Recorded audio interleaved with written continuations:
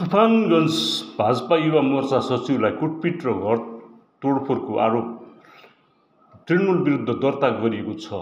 यद्यपि तृणमूलले आरोप अस्वीकार गर्दै आएको छ। गम्भीर रूपमा घाइते भाजपा युवा मोर्चा नेताको तुफानगञ्ज उपजिल्ला अस्पतालमा उपचार भइरहेको छ।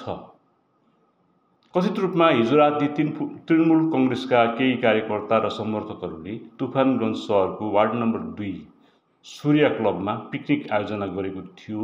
सो समयमा युवा मोर्चाका सचिव निमाई दासलाई घरबाट बोलाएर कुटपिट गरिएको थियो, साथै उनको घरमा तोडफोड भएको थियो। तुफानगञ्ज पुलिस राति नै घटनास्थल पुगेको थियो। तृणमूलले सम्पूर्ण घटनाको खण्डन गर्दै तुफानगञ्ज सहर युवा तृणमूल अध्यक्ष तनु सेनले हिजो राति भएको घटनालाई पार्टीले समर्थन नगर्ने र यो उनीहरू बीचको द्वन्द्व हो, यहाँ कुनै राजनैतिक मुद्दा नभएको बताए।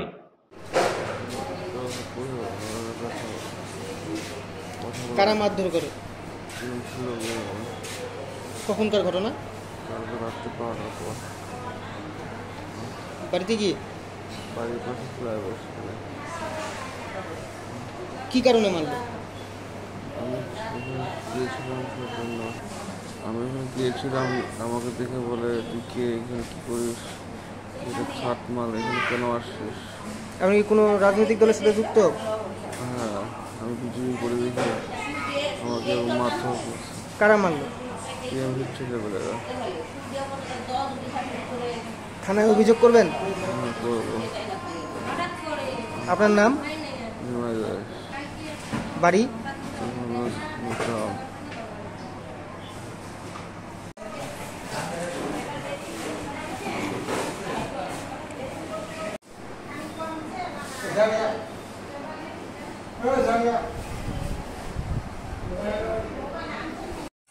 যুব মোর্চার সম্পাদককে বেধড়ক মারধর, কি বলবেন?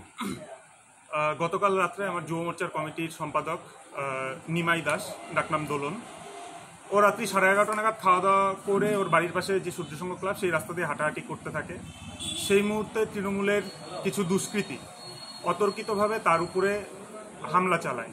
তাকে ক্লাবে নিয়ে গিয়ে সেখানে বেঞ্চ ভেঙে বেধড়ক তাকে মারধর করে এবং তার মা যখন তাকে বাঁচাতে যায় তার মাকেও বেধড়ক মারধর করে।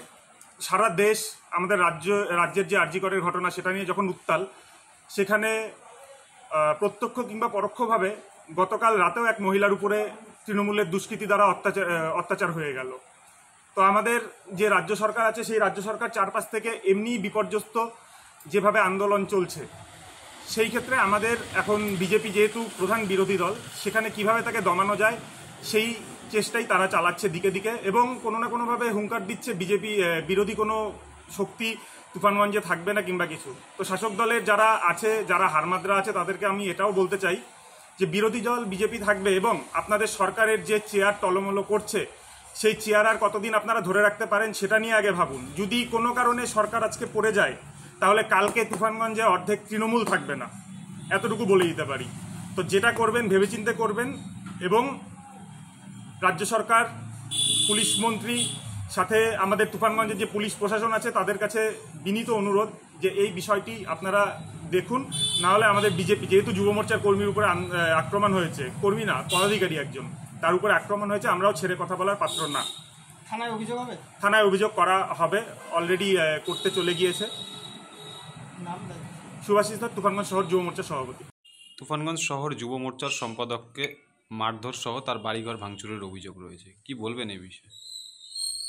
হ্যাঁ, আমি আজ সকালে শুনলাম যে গতকাল একটি ক্লাবে সবাই মিলে পিকনিক খাচ্ছিল। তো সেই ক্লাবে ওই যাদের মধ্যে ঝামেলা হয় তাদের দুই পক্ষের মধ্যে কথা কাটাকাটি হয় এবং তাদের মধ্যে একটু মারপিট হয়। তো এর মধ্যে কোনো দলীয় কোনো বিষয় নেই, পার্টিগত কোনো বিষয় নেই। তাদের ব্যক্তিগত রাত্রে 11টার পরে তারা নিজেরা পিকনিক খাওয়ার নাম করে যদি ঝামেলা করে, এখানে দলকে জড়িয়ে লাভ নেই।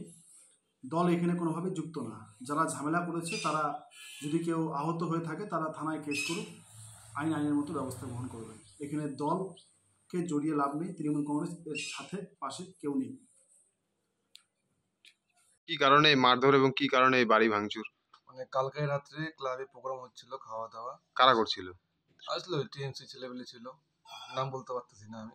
এখানে ছিল মোটামুটি কয়েকজন ছেলেমেলে ছিল, ওরা বললো যে দুলো নয় রান্নাবাটি হচ্ছে, তুই এখানে খাওয়া দাওয়া করে যাস।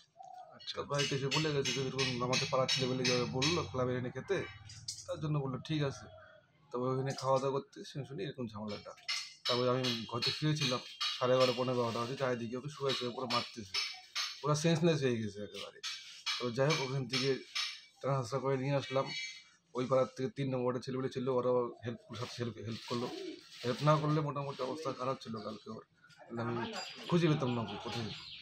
কি কারণে এই মারধরটা করলো? ওই যে ক্লাবে গিয়েছে, ওই ওদের সাথে একটু তক্কাতকি হওয়াতে, তারপর ওই জন্য মারধর। একা পাইছে না, ও কি কোনো রাজনৈতিক দলের? হ্যাঁ, টিএমসি করে ওরা। আর তোমার ভাই? আমার ভাই বিজেপি করে, আর ওরা টিএমসি করে। রাত করবে কোনো নাই, 12টা 1টা 2টা অব্দি ক্লাবে তিনজন ছেলেমেলে থাকে। কি করবো আর, সহ্য করতে হয়, সহ্য করি। সহ্য সীমা পার হয়ে গেছে, আর কি করবো আর। আমি তো কিছু বলতেও পারি না, কিছু বলার মতো আমাদের কোনো ক্ষমতাও নেই যে বলতে যাবো তোরা। বিজেপি করার কারণে মারধর? হ্যাঁ, বিজেপির কি দায়িত্ব আছে? বিজেপির দায়িত্বে এখন মোটামুটি আমাদের হলো বিপ্লব আছে, তারপর এমনি পদে আছে, যুব মোর্চার সম্পাদক আছে ও, ঠিক আছে। তুফানগঞ্জ শহর যুব মোর্চার সম্পাদক? হ্যাঁ হ্যাঁ হ্যাঁ হ্যাঁ, তোমার সব যুব মোর্চার সম্পাদক আছে ও পদে। তাছাড়া এখন তো পার্টি কোনো যাই না, এখন তাছাড়া বাড়িতে বসে থাকে, তার মধ্যে কাজের থাকে। তাই জন্য কালকে হুট করে বললো যে আসতেছি, একটু ডাকলো, তারপরে শুনে এরকম অবস্থা। ক্লাবে ডেকে নিয়ে গিয়ে মারধর করে? হ্যাঁ, মারধর। তারপর রাত্রেবেলা কী করবো, পুলিশের গাড়িতে করে হসপিটাল ভর্তি করে দিয়ে আসছি। ওর নাম কি? নিমাই দাস। নিমাই দাস। কি হয় তোমার? আমার ভাই, ছোট ভাই। কি নাম তোমার? আমার নাম প্রিয়তাজ দাস। এই জায়গাটার নাম কি? এটা সুদর্শন রোড, ওয়ার্ড নম্বর 2।